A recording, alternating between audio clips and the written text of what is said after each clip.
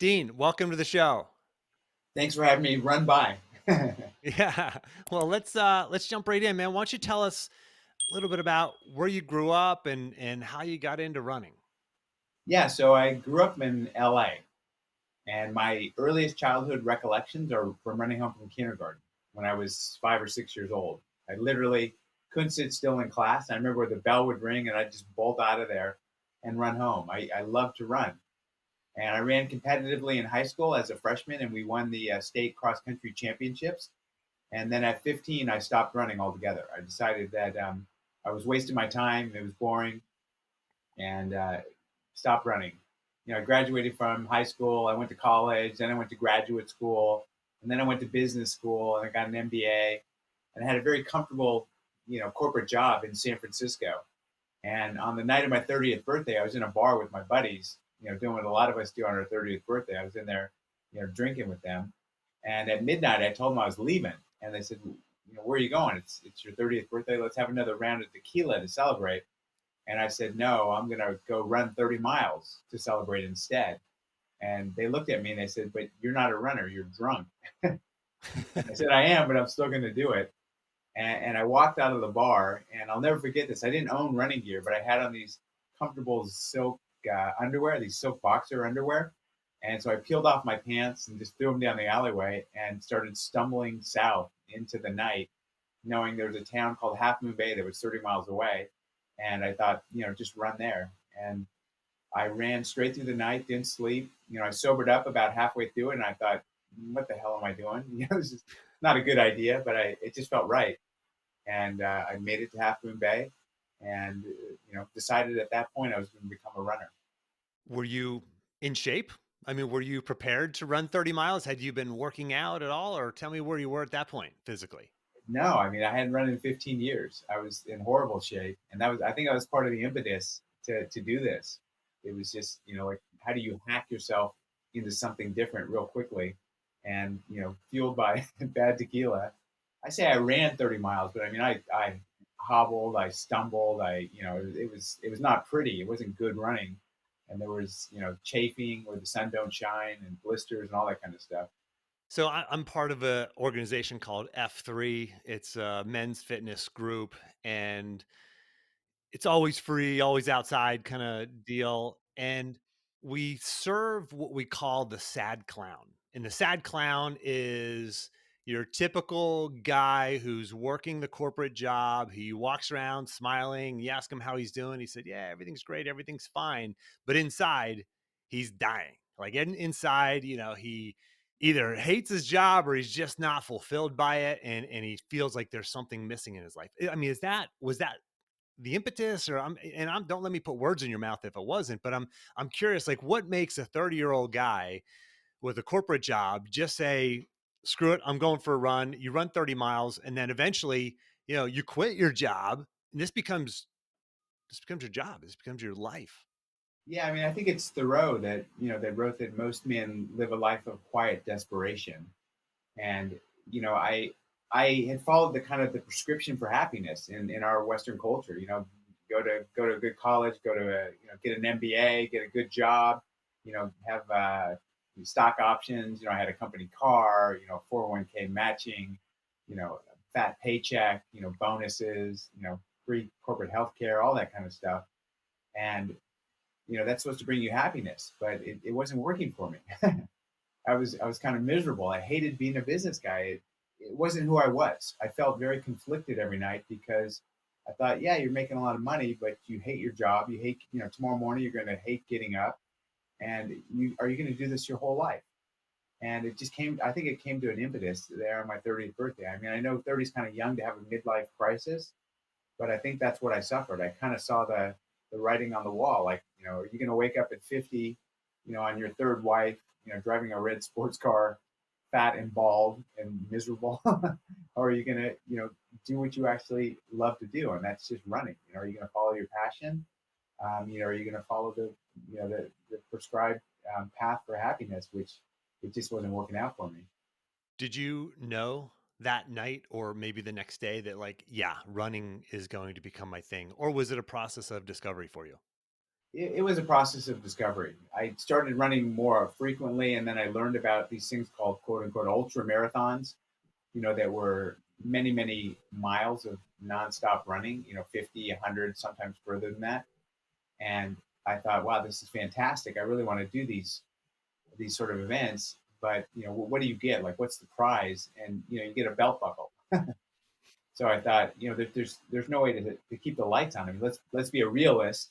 You live where you live, and you live in this time that you live in, and there's a mortgage, there's rent, there's a mortgage, there's car payments, there's all those kind of things. How are you going to, keep that together if you're getting a bunch of belt buckles?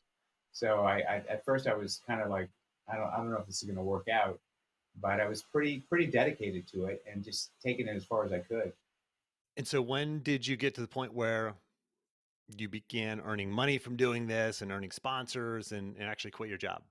Yeah, so I got approached. I finished a 100-mile foot race, and I got a lot of these races are, I should say, they're through the wilderness, so they're on mountainous trails. And I finished the event, and a couple representatives from a company called the North Face came up to me and they said, we've heard about you, and we've kind of done some reading about you, and we'd like you to help us design some specific trail running shoes. Would you like to help us? At first I thought, I don't know if I want to moonlight. And then, I said, well, let me think about it. I'll get back to you. And they started walking away, and not, 5 steps in their walk did I, say, I've got, hey guys, I just changed my mind. Yeah. Like, where do I sign? So that was kind of the intro into it. And then I wrote a book. I wanted to I had on my life list, write a book like many of us do. And I wrote a book, and I kind of checked that off my bucket list. And I thought, if 5 of my buddies buy this book, I'll be lucky. And it was a New York Times bestseller. Like overnight, it sold hundreds of thousands of copies. And it's now in print in I think 21 languages. And I saw the power in that. I said, there's more, because the book is about running, but it's also about life. And I learned that from that book that there's more to ultra marathoning than just running. It transcends running in a lot of ways. I think it does. They're the struggles and pain and suffering that you go through. I want to dive into that. Before we do, Dean, I want to explore something you mentioned in your latest book. And you said, you talked about being domesticated, right? And you said that, quote, inside every tame man is a wild beast yearning to get out. Why do you think that is?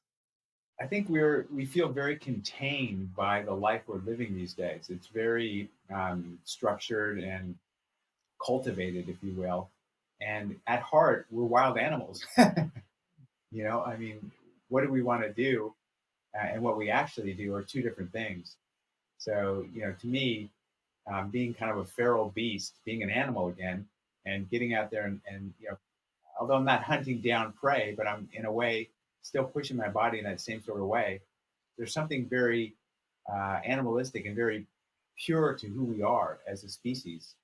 I agree. I think a lot of men and women feel the same way. Like there's just there's more, right? And to reference again the podcast where I interviewed actually the founder of F3, and he said somewhere in the hearts of men, I believe that we don't always want it to be easy, right? We want the challenge. We seek out the challenge. And I think we're wired for that. And you get into this sport where you're earning a belt buckle, right, if you're lucky, and so there's not a whole lot really in it in terms of like extrinsic rewards. As a matter of fact, you mentioned in the book, you finished the 100K race, and at the end you got the same medal as the person who was in the same race. They have different distances for the listener. There's a 20 miler, a 50K, a 50 miler, and then the 100K. And everybody got the same medal, no matter what race they did, no matter what distance. And you felt that was appropriate because you said, the person who ran the 20 miles may have struggled just as much as I did running the 100K. Tell me about that. Yeah, I mean, I think that's one of the beauties of ultra marathoning is that it's very inclusive. It asks someone to push themselves beyond what they think they're capable of. And for some person, running 20 miles through the mountains might be the toughest thing they've ever done. And they work so hard to get to that finish line. They might not have the ability to train and and to dedicate themselves to running as much as I do, but they struggle and they face the same sort of hardships just getting to the finish of a 20 miler that I face getting to the finish of a 62 miler. And I think that we're kind of equals in that regard. I think we're kindred spirits, and I think that running is the most democratic of all sports because we all do it the same way, right? We all put one foot in front of the other, and and run.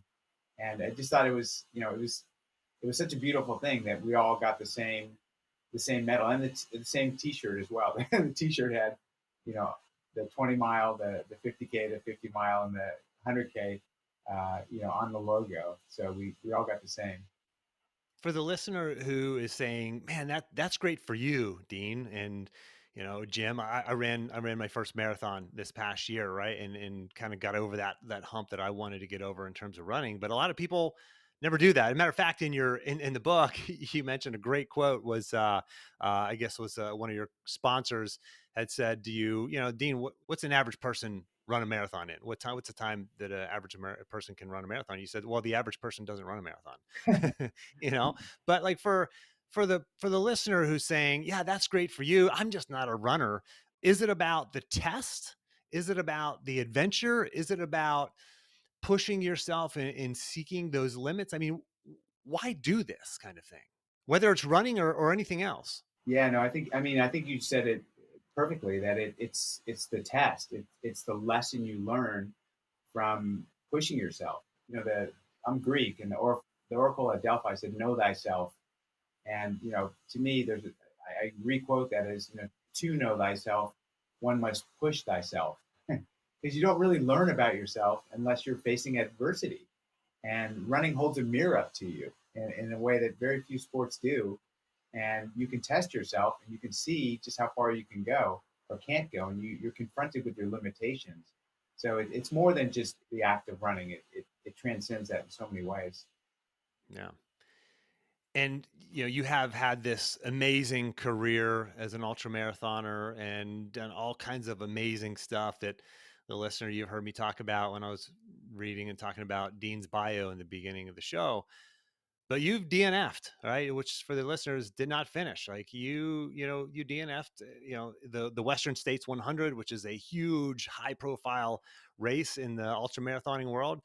You said in the book that the thought of returning terrified you.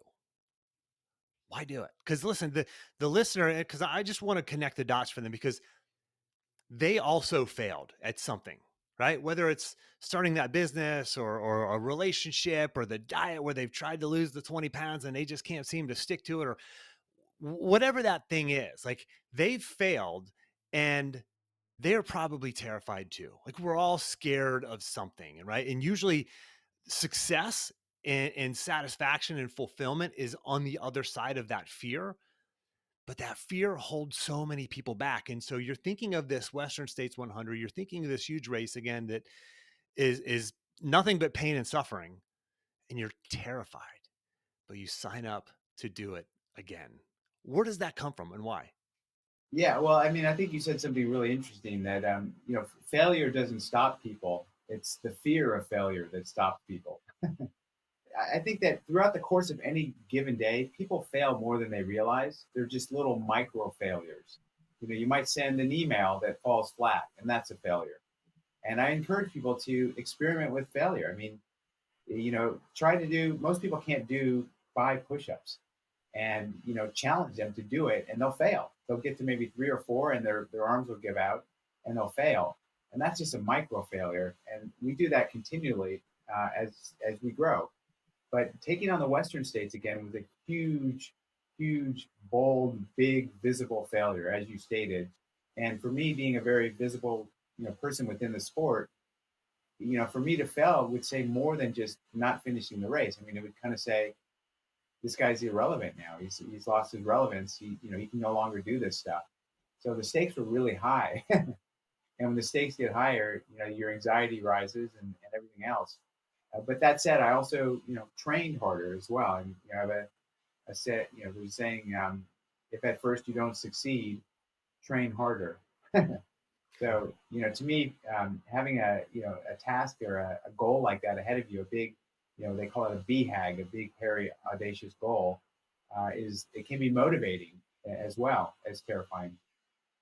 And so I'm a big believer in making these commitments, like commit to something, like sign up for something that scares you. And for the listener, that may be a running race, that may be something totally different in your world, but make that commitment, find the thing that you fear and like do the thing, like sign up, pay the money, sign up for the course, make the commitment, announce it to the world, whatever it is, make that commitment for that thing that you fear, and you will find so much more capacity in you than you realize. I mean, I think you did this, Jim, and I'm really I'd like to hear more about it. You ran a marathon, and I tell people all the time, you know what you need to run a marathon, and they look at me and they say, well, I'm not even a runner, or that's crazy, I could never do that. And I say that's why you have to do it, because you think you could never do it, and it's a challenge that's very very visible. The marathon it's a known entity, so it's intimidating, but you learn a lot about yourself and you prove to yourself you're better than you thought you were, and you can go further than you thought you could.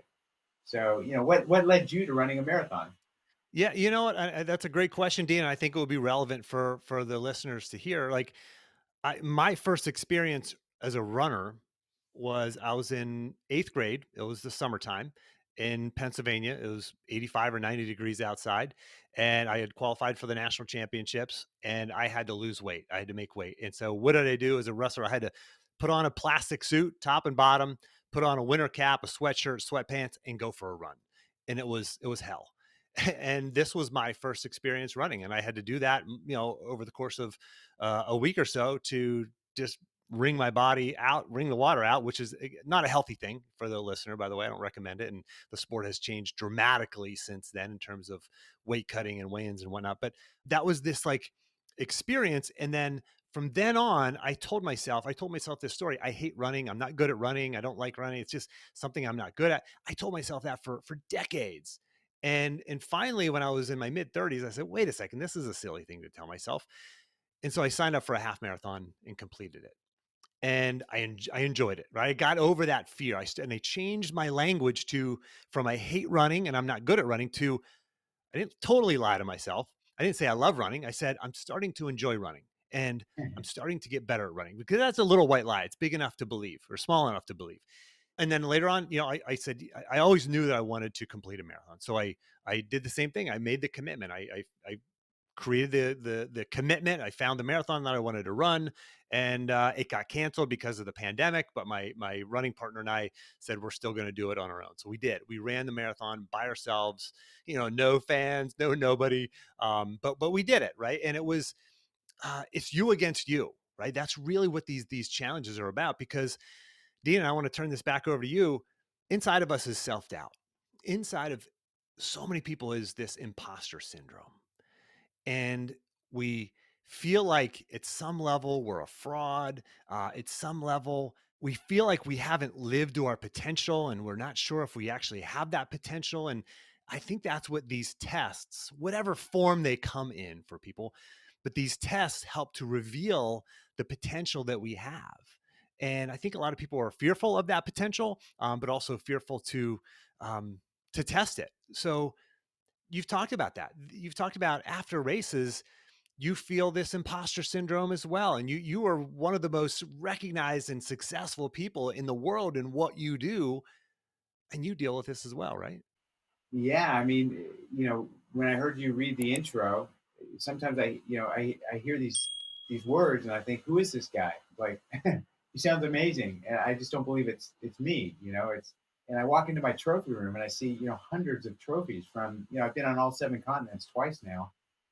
You know, I see awards and certificates and all this stuff, and I think, hold it, that did I really? Is this really stuff that I earned? It doesn't seem real, and I guess that's because I've never really satisfied with who I am. I mean, you know, Nike has their famous catchphrase, "Just do it," and they don't have a phrase for after you just did it. Then what? There's a 100-mile race. Well, just do it. I did it. Then what do you do? And you're kind of left flat. Like, how do you grow from here? How do you keep exploring and expanding? And I think a lot of people feel that. People that have realized high achievement, I think, feel imposter syndrome more so than people that haven't in certain ways. If my wife were listening, and she might be listening right now, she would say, Jim, when you say you don't, you're never satisfied, because I feel the same way, right? Always striving, always looking for the next challenge and the next thing. She would say that's not healthy. I mean, how do you respond to that? That there's this idea that, okay, I just ran across the country, across the United States of America, but I'm still not satisfied. How do you respond when someone might say like that's not healthy, right? There should be you should be happy with who you are and in the moment, and that kind of thing. This is coming from a guy who was quoted as saying, show me a man that's content, and I will show you an underachiever, which is kind of this, constant constantly striving. And I think that when the striving is forced and not authentic, then it becomes more of a struggle, and you really start to question, what you're all about. Early on, the striving was very authentic and it was very, organic. It's like it's what I wanted to do. And then when you reach higher and higher, at a point, you're almost scratching, and it's just you're forcing it. There's a quote, life is a delicate dance between making it happen and letting it happen. And at a point, when you're trying to make it happen too hard, it's a self defeating sort of behavior. Yeah, this is who you are. This is what you do. This is not something that you do for show. This is not something that you do because others want you to do it. Like, you do this because you're wired for this, Dean. And for the listener, I want you to understand, like, what are you wired for? Like, what is it that you're bottling up and holding back because of whatever reason, right? You could have bottled this running addiction up because you said, well, no, I can't earn a living doing that. Well, it doesn't matter. You do it because you do it. You do it because of who you are. Like, let that version of you out of the bottle. I'm talking again to the listener. So Dean, when you get to that point where you're running 100K or 100 mile or a long race, and you're like at mile 99, you're going, this is easy, man. I'm going to sprint across the last mile. Like, obviously, we know it's not easy, right? For the listener, I encourage you to read the book. Like, it's not easy. There's pain and suffering, even for the best in the world. Maybe especially for the best in the world. There's pain and suffering that goes into this. When you get to that moment, because every listener either is in that moment in some facet of their life right now, or they will get to that moment, or they've been in that moment where they want to stop, they want to quit. Their body, their mind, their family, their friends, they're all telling them to quit and to stop. In those moments of pain, how do you keep going? People say, what do you think about when you're in those moments of pain? And I don't think. Thinking gets you in trouble. Instead, I try to be in the moment of time, the here and now. So I just tell myself to put one foot in front of the next to the best of my ability. I just say, take your next step to the best of your ability. Okay, take your next step to the best of your ability. Don't think about how far you've got to go. Don't reflect on the past. Just be in the here and now and in the present moment, and just take your next step as best you can. It's almost like a Zen like state you can put yourself in. And sometimes I've been in that state for 6 or 8 hours, just saying to myself, all you're thinking about is your next step. And your mind tends to wander. Let's face it, our minds are very active. Even now, as you're listening to this interview, your mind is probably scurrying around in a lot of different directions. It takes a lot of discipline to bring yourself back to that place where you're just in the here and now. And all you're focusing on is taking one step and taking the next step and taking the next step. And I've learned to have that disciplined thought that gets me through these low points. In one moment of the book, and in one moment of one of the races, you say, and this is a quote straight from the book. You said, the air was still, ripples of heat rising from the valley's floor. There was no sound except for my breathing and my murmuring the affirmation, you can do this. You can do this. You can do this. Is self talk important? I think so, especially in those dark moments, because it's not in everyday life we get ourselves in a situation that is that critical, as to running 100 miles. But now I think with COVID, it really is. I mean, I think a lot of people, including myself, have kind of had these really dark, difficult moments where I'm just saying to myself, get out of bed. You can do this. You can do this. And so I think the lessons from running, especially from running an ultra marathon or a marathon, translate into life, you know, very well. When your sister, Perry, rest in peace, was 18 years old, she died in a car accident. Where were you at in your running career at that point? Were you running or were you not running yet? And how have you coped with that over the years? She was my younger sister, and we were like best friends. I mean, we were really close. And she had seen me running, in high school, and she thought it was the greatest thing ever. She always used to say, "Running makes you so happy. You got to keep doing it." And I had stopped running when she passed away, and it was horrible. I mean, I didn't know how to cope. I didn't have the skills to cope. I didn't know where to turn to cope. It unraveled my family completely, and I was rudderless. And so I suffered all the signs of bereavement. I mean, there was anger, lots of anger, and I turned that into self destruction.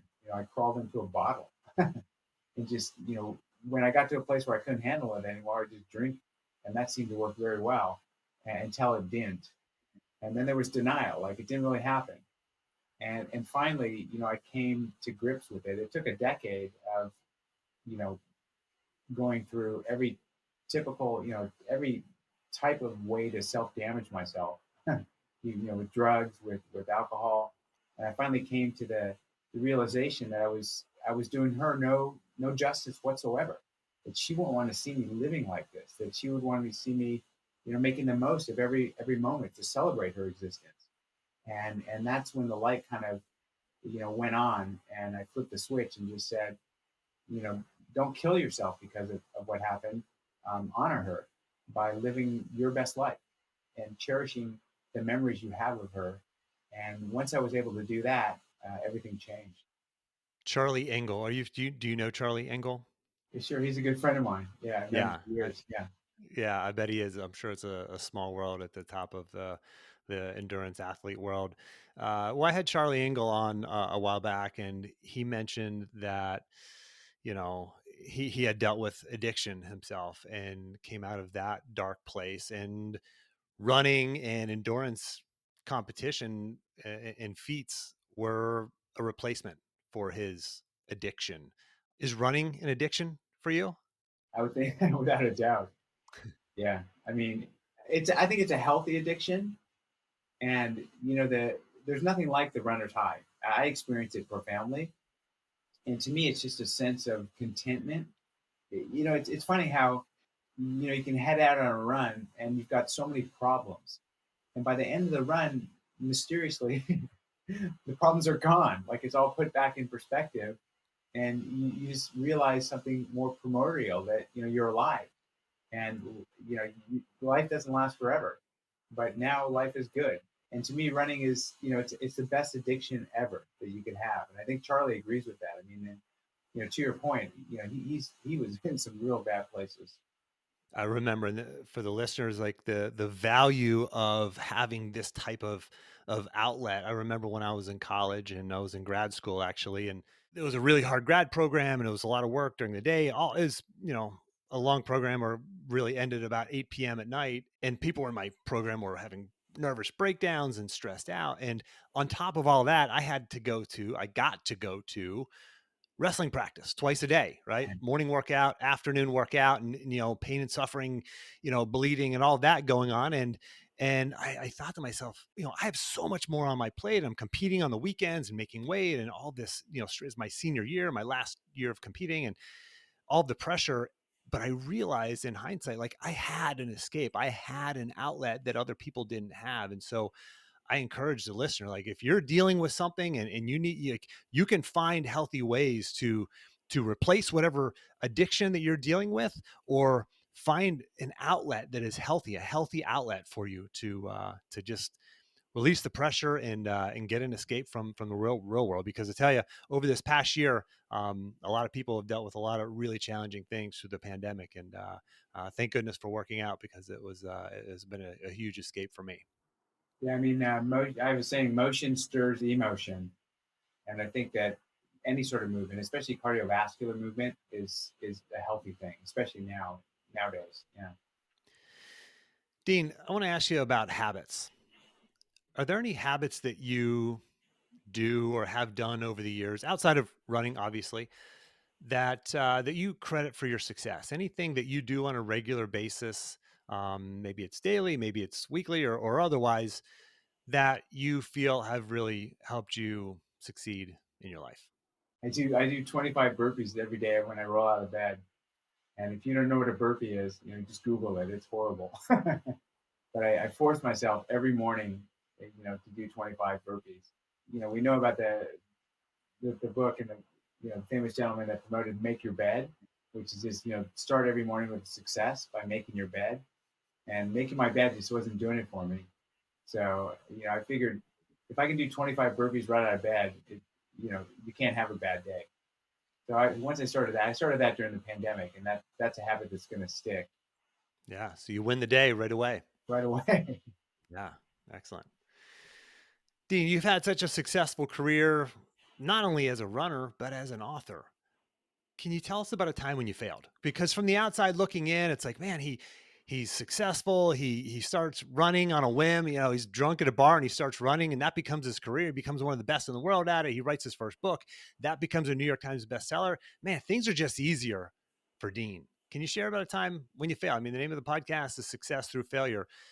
Has there been a time when you've failed and you've succeeded, either despite it or maybe even because of it? Yeah, I mean, I can turn to race experiences for sure. The first time I tried to do this race called the Badwater Ultramarathon, which is a 135-mile nonstop foot race across Death Valley in the middle of summer, I failed miserably. I made it about halfway, and I literally passed out on the roadside and had to be driven to safety. So a lot of people would say, "Wow, you're lucky you lived. I'm sure you're never going to do anything like that again." And to me, I had the opposite reaction completely. I said, I've got to go back out there and redeem myself. So I went back out to Badwater, and it was terrifying standing at that starting line. Not just because I was fearing failure, just because the race itself is so intense. I mean, when you're running through stovepipe wells, and it's 128 degrees, uh, it's like running on hell, and it commands your attention. It owns you, and it's so intense that you know you just you're fearful of this thing. It's a beast. But I went and I finally finished the second time I tried it, and I thought, you know what, you can even improve on that. And I eventually went back and I won the race, and I've now done it 10 times. Do you think you could have won it had you not struggled and labored and even failed in the beginning? I think each race I learned more and more, and I think that holds true today. I mean, I think I learn a little bit of something new with every ultra marathon I do, and I think it built on itself. And one year, I came in second, and I thought, you know what, I could have won that race, like, and I think I can win it. So I'm going to come back next year with the sole intent of just winning this race. Usually I go into a race just thinking I'm going to do the best I can. I can't control the weather. I can't control the competition. I can just control myself. But with the particular race, the Badwater Ultramarathon, I trained all year to win the race. I mean, that was my stated purpose going into it. Is like, I really want to win this. I'm going to do everything I can to win the race. And I won the race. For the listeners who are taking all this in and they're shaking their head and saying, "Yep, I get it. I get the message and I get the value of this mindset." What's an action item that you might recommend? Something they can do in the next, say, 24 or 48 hours to really start leveling up in their life, facing their fears, and taking that first step in maximizing their own potential. Sign up for a physical challenge. And, I would suggest running, but if it's not running, maybe try a Spartan race, like an obstacle course race. Do something that's physical and just find that event online and hit enter, hit registration. And once you're registered, tell all your friends and your family, hey, I'm going to do this. And then you have some accountability. And it might not be for 3 or 6 months down the road, but you'll think about it every single day. Like, I've got this challenge coming up. I've got to train. I've got to be a little more disciplined in everything I'm doing. I'm not going to have that that bag of potato chips because I got this Spartan race or this half marathon coming up. So I think through taking on physical challenges, you learn about who you are, and you can apply those lessons, to life, to relationships, to business, to everything else. And for the listener, yeah, I highly recommend. I mean, don't even think about it. Just find the race, find the challenge, and sign up for it. Think about it later. I actually signed up for a Spartan race for later in the year. I'm doing the half marathon distance with like 30 some obstacles. So that'll be a fun challenge for me a few months down the road. Dean, thanks so much for making time to come on the show. Can tell listeners where they can find your new book, where they can follow you, etc. I'm pretty easy to find. Someone said if you Google Dean, I'm the first person that comes up. So just put in Dean in a search engine, and you can find my website. I'm on social media. Runner's High, my new book is available, on Amazon and other, all other booksellers. So pick up a copy. I think it's a fun read. It's nothing heavy, and I think you'd enjoy it. It certainly deals a lot with success and failure. Yeah, it's a fun read. It's an easy read. It's an amazing story. So many of your race stories woven through there, and so many life lessons woven through that book. It's an absolutely fantastic success through failure story. So, Dean, thanks for making time to come on the show. Thanks for having me on, and I really enjoyed our conversation. Likewise.